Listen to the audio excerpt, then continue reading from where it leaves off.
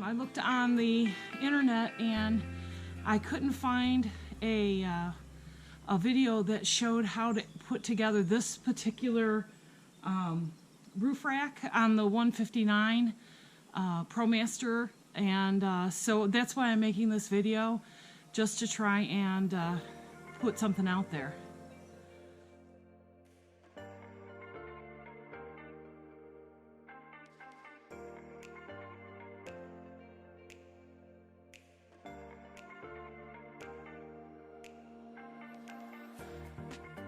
This box, we have some hardware, the clamps that go and hold, the cross bases, and the mounting racks.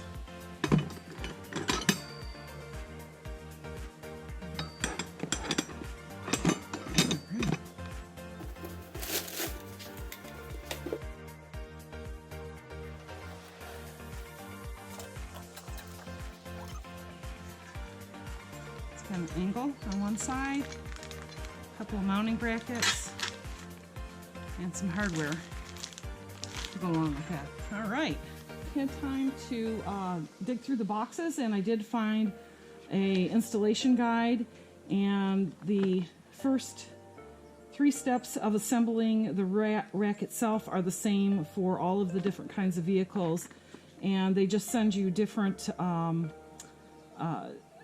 clamps to hold it to the vehicle according to your vehicle. I have a Dodge ProMaster, and so these will be the brackets. There will be no drilling on those. So the first thing we need to do is to put the rack itself together, and it comes with self-tapping bolts. And if you don't know what a self-tapping bolt is, a bolt is here. That makes it a bolt, and self-tapping means that there's little wings here that will drill through metal, and that's quite handy.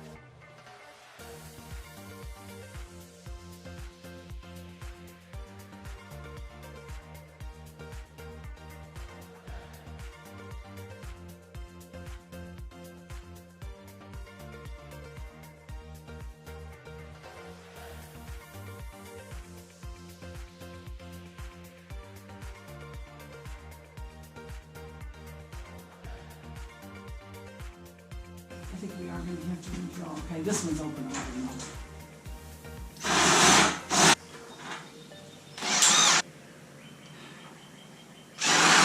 Do you on the right? Do you have the bit spinning the right direction?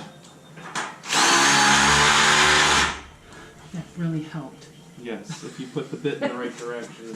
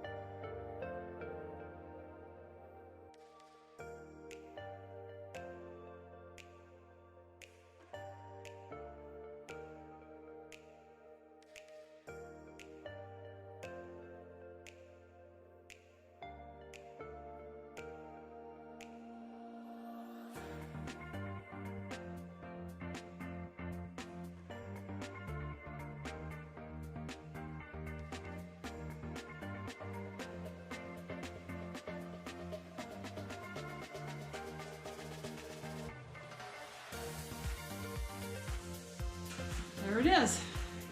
It only took me from beginning to end about 2 hours. But that's because mostly I just didn't know what I was doing, and I was just trying to collect up all of the tools that I needed, and then I had to run back and forth to get the right tools.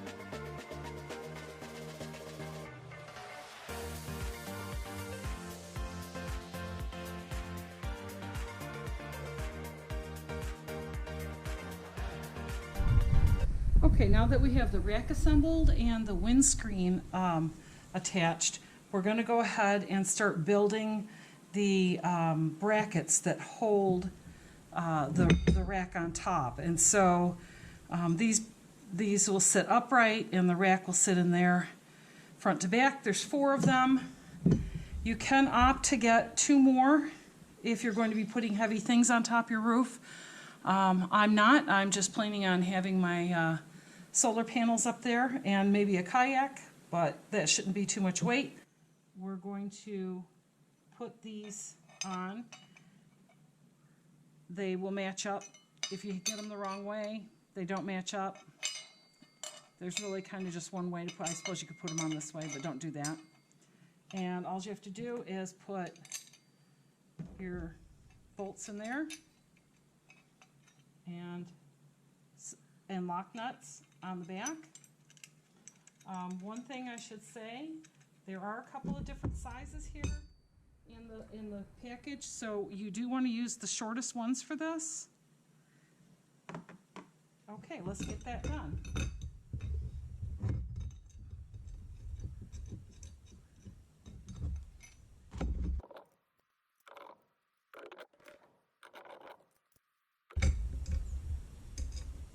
Oh, by the way, these lock nuts go on.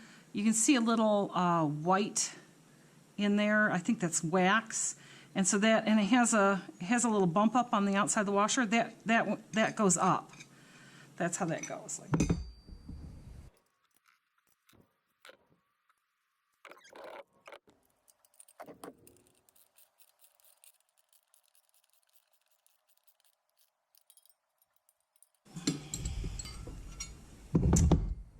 Okay, so we are done. This one looks crooked. I'm hoping it's not. It is. That one's straight. That one also is crooked. I guess that doesn't matter. That one's crooked too. All right.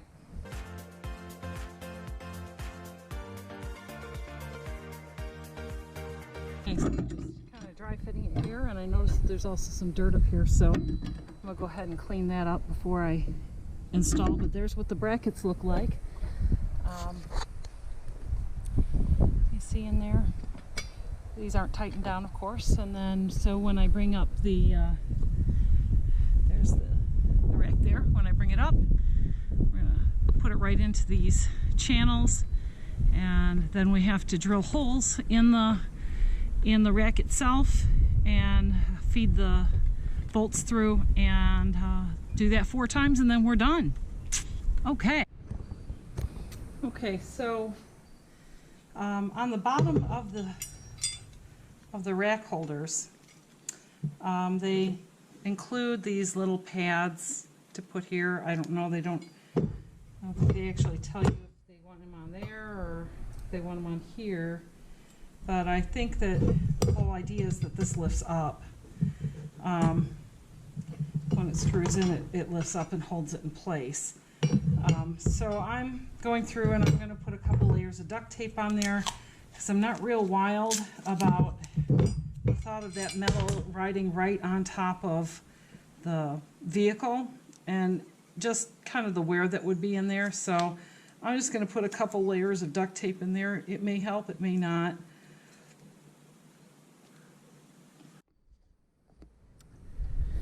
Okay, so I've got my 2 layers of duct tape on the bottom here. I've got my channel cleared off. Don't see a thing.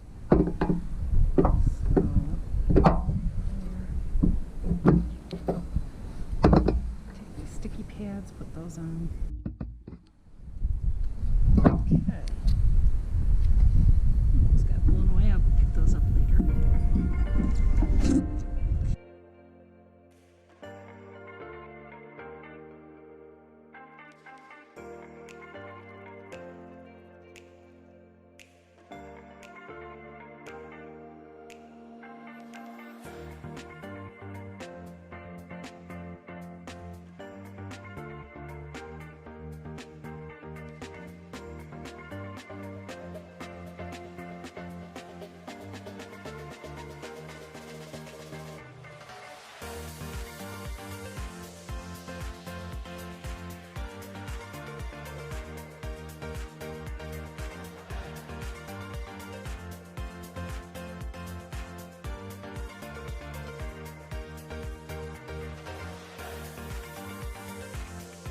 with the rack in place now, we have got it so that when we take it down to drill the holes here, which we marked with a permanent marker. Oh wait, probably middle. Yeah, I don't think mine's gonna pop out here. Pop this one out.